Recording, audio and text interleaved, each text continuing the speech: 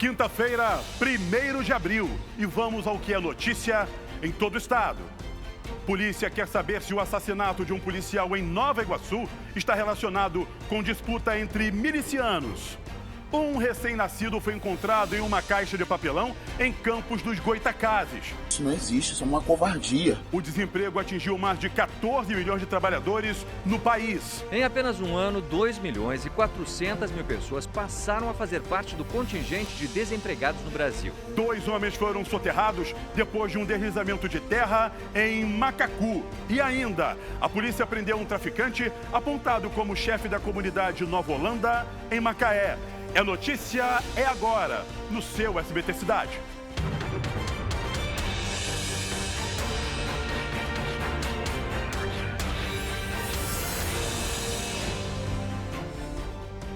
Olá, gente, muito boa noite. O seu SBT Cidade está começando. Boa noite, Ulisses, com foto nova, hein? Boa noite, Cris. E vamos ao que é notícia em todo o estado. A polícia prendeu um traficante apontado como chefe da Nova Holanda, em Macaé. A reportagem é dele, o Homem-Bala, Jackson Silva.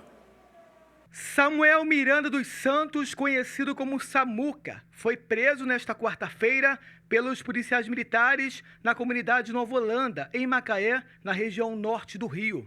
De posse de informações privilegiadas, compareceram até uma residência na comunidade da Nova Holanda e lá encontraram 2 pistolas, uma de calibre 40 e outra de calibre 9mm, farta munição e alguns rádios usados para comunicação do tráfico de drogas.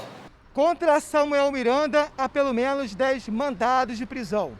Ele é acusado de cometer diversos crimes, principalmente sequestros e homicídios. O traficante é um dos mais violentos da região.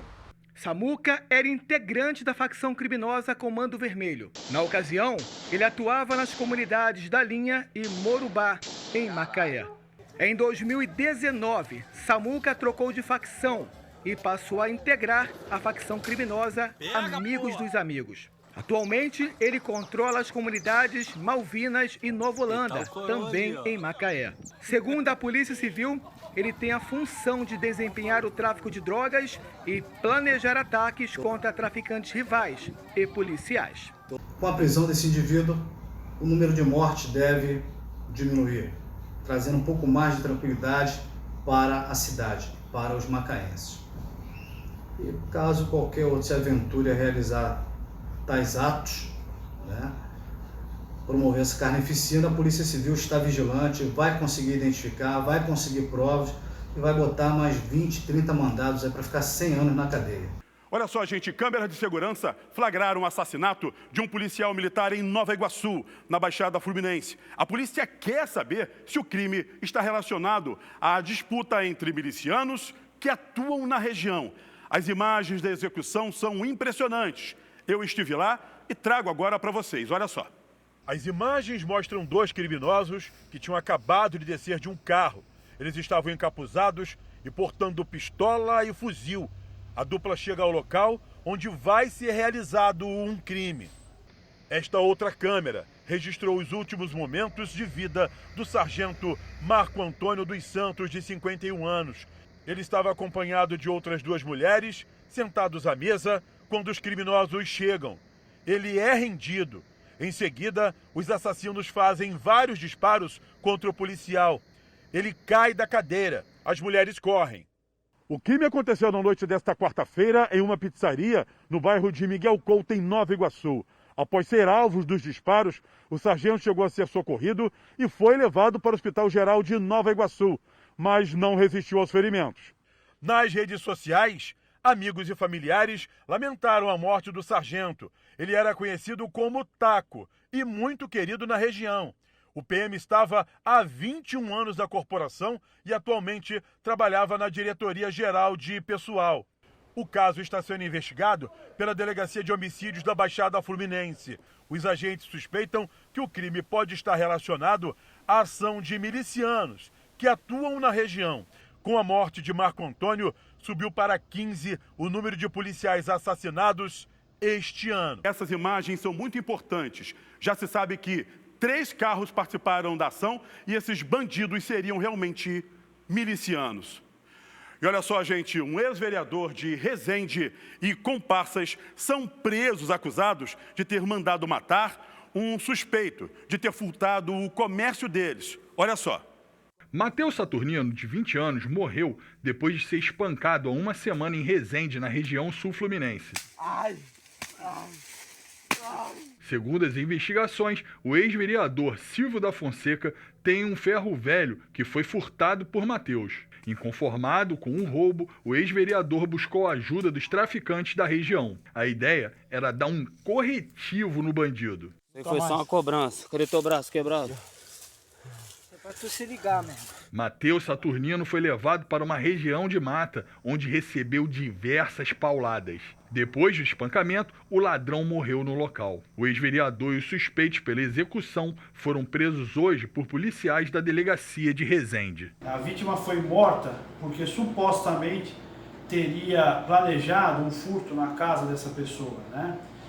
E ao invés de procurar a delegacia, ela procurou os traficantes da localidade, pedindo que eles dessem um corretivo na vítima, né? Após uma sessão de tortura, a vítima acabou falecendo em razão dos ferimentos, né?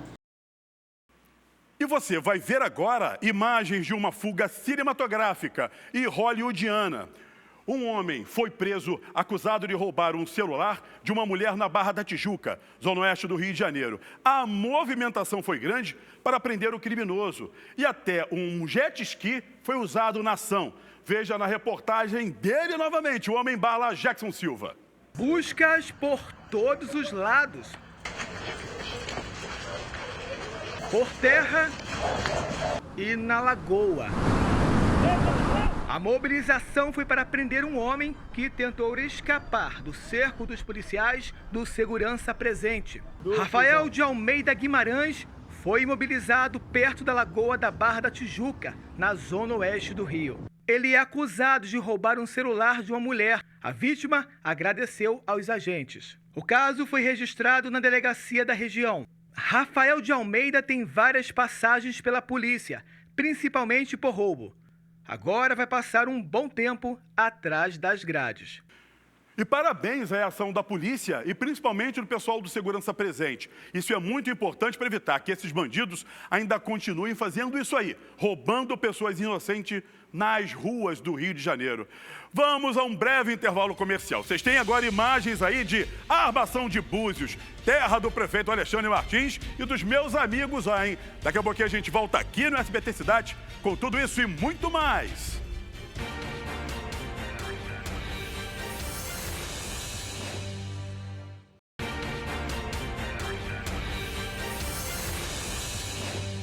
Olha só, gente, o seu SBT Cidade está de volta trazendo muito mais informações para vocês.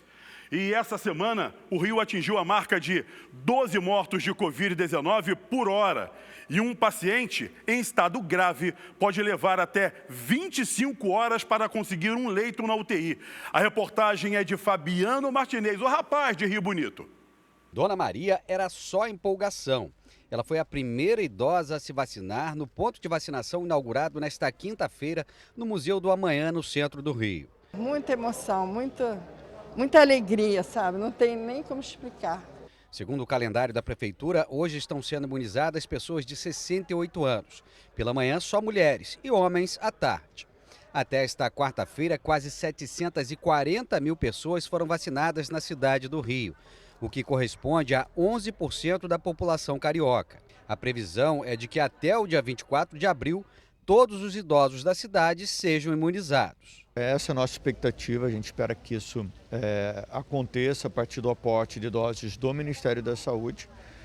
E depois a gente começa a avaliar os outros grupos prioritários, que são comorbidades, professores e outros profissionais listados no Programa Nacional de Imunização e também listados no Programa Estadual de Imunização. Hoje à tarde, o prefeito do Rio, Eduardo Paes, irá se reunir com o secretário municipal de saúde e autoridades científicas para avaliar se flexibiliza ou não as medidas de restrição após a pausa emergencial que termina no próximo domingo. A decisão será anunciada amanhã de manhã, juntamente com o boletim epidemiológico semanal da prefeitura. A nossa expectativa é que essas medidas de restrição e a adesão da população carioca a essas medidas de restrição tenham ajudado a reduzir a disseminação do vírus da cidade. Segundo um levantamento da Secretaria Estadual de Saúde, um paciente em estado grave pode levar até 25 horas para conseguir um leito numa unidade de tratamento intensivo. Há pouco menos de 2 semanas, o tempo de espera era de 8 horas. Nesta terça-feira, o Rio chegou à marca de 12 mortos por hora. Março fechou com um recorde assustador de mortes em todo o Brasil. Um óbito a cada 40 segundos. O pior mês da pandemia até o momento. E com um pouco mais de 1 ano da pandemia, o desemprego atingiu mais de 14 milhões de trabalhadores no país. Os dados são do IBGE. A reportagem é do meu amigo Léo Santana. Vamos ver. Profissão gerente de telecomunicações. Mas para enfrentar a perda do emprego há 3 meses, Leandro teve que se reinventar. Ele fez curso e investiu em equipamentos de sanitização. Está vivendo de bicos. Existe uma demanda muito grande de pessoas procurando emprego, inclusive alguns que eu conheci agora de outras empresas que trabalhei que foram demitidos vários. Apenas uma empresa foram 150 no mesmo dia. De novembro a janeiro, a taxa de desemprego se manteve estável segundo o IBGE. Já o índice de ocupação subiu 2%, fortemente influenciado pelo aumento da informalidade. Mesmo assim, o número de pessoas sem trabalho no país bateu recorde no período. 14 milhões e 300 mil brasileiros. Por mais que o mercado tenha apresentado uma melhora no final do ano, de 2020, essas dificuldades de geração de trabalho e de absorção de trabalhadores, ela ainda permanece. Em apenas um ano, 2 milhões e 400 mil pessoas passaram a fazer parte do contingente de desempregados no Brasil. Segundo especialistas, somente a vacinação em massa contra o novo coronavírus seria capaz de reaquecer a economia e, consequentemente, acelerar o ritmo de contratações. Este economista da Fundação Getúlio Vargas também destaca o grande número de desalentados, quase 6 milhões, que desistiram de procurar emprego. Isso é um problema porque quando a economia começar a melhorar e as pessoas começarem a perceber que podem ter mais chances de encontrar um emprego, isso novamente vai pressionar a taxa de desocupação para cima. Caso Henri Borel. A defesa da mãe e do padrasto do menino pediu o adiamento da reconstituição e alegou que Monique Medeiros está em estado de depressão. Vamos ver. A defesa da mãe e do padrasto do menino tentou adiar para o dia 12 de abril a simulação, alegando que Monique Medeiros está psicologicamente abalada. A pessoa está num quadro depressivo, ela quer participar, só que está utilizando medicamentos antidepressivos e que você não interrompe isso. Na petição, o advogado relata que no dia 30 de março, os clientes foram intimados a comparecer no apartamento onde a criança morreu. E caso o vereador Dr. Jairinho e Monique não compareçam, incorrerão no crime de desobediência. Ainda, segundo o documento, não há tempo hábil para o assistente técnico dos requerentes preparar os quesitos e a participação no ato, essenciais à defesa. Infelizmente, o delegado não acolheu o nosso pedido. Acho que isso prejudica até a própria investigação, porque mais gente estaria credenciada a participar e a demonstrar os fatos como aconteceram.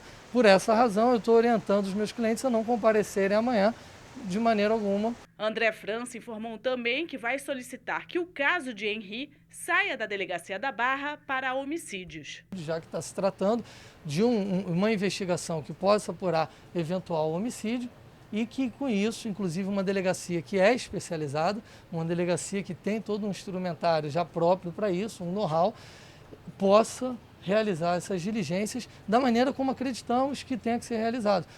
Ontem, o médico que atendeu a filha de uma ex-namorada do parlamentar prestou depoimento. A menina, hoje com 13 anos, contou que Dr. Jairinho a agrediu quando tinha apenas 4. A mãe da garota procurou o pai de Henri, Leniel Borel, após a morte do menino. Na conversa, ela afirma que passou os piores dias da vida com Jairinho e que hoje não consegue olhar no olho da filha. Em um outro aplicativo, o pai escreve que se martiriza por não ter ouvido o filho, que reclamou do cara, se referindo ao padrasto do menino. Henri teria falado para Leniel que o vereador dava abraços fortes nele. Na delegacia, a psicóloga do menino não revelou aos investigadores nenhuma queixa da criança sobre Jairinho. Na madrugada do dia 8 de março, o Henri chegou morto ao hospital. Segundo o ML, ele teve hemorragia interna e laceração hepática, provocadas por ação contundente. A mãe e o padrasto disseram que encontraram a criança caída no chão do quarto do casal. Olha só, gente, essa reprodução simulada é muito importante para que os policiais possam ver se os depoimentos do padrasto e da mãe e das testemunhas também acabam sendo basicamente iguais, para que eles possam entender o que aconteceu naquele apartamento que acabou causando a morte do menino. A gente vai a mais um breve intervalo comercial. Vamos para Arraial do Cabo, terra boa, terra de Clarinha, Agnes, meu amigo Santana e também doutora Tânia. Beijos para vocês, eu já volto.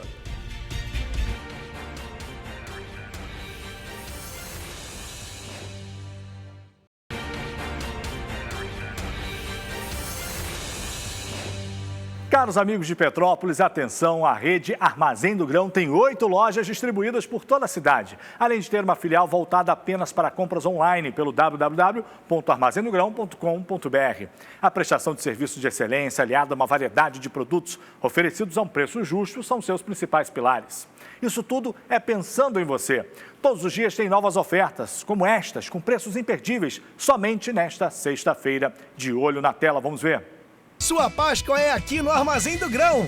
Lava roupas Omo, 2 kg e 200 gramas, 17,82. Pão de queijo Pif-Paf, 400 gramas, 4,49. Canjica tipo 1 Yoki, 500 gramas, 2,18. Leite condensado LG, 3,99.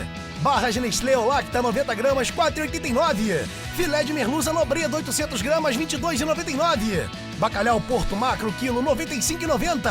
Império Latão, 3,29. Beba com moderação. Tá então, né? Viu só? Quantas ofertas? Armazém do Grão. É bom ter você aqui. E depois desse recadinho do meu amigo Salutiel, que já volta na próxima segunda-feira, tem mais SBT Cidade para você.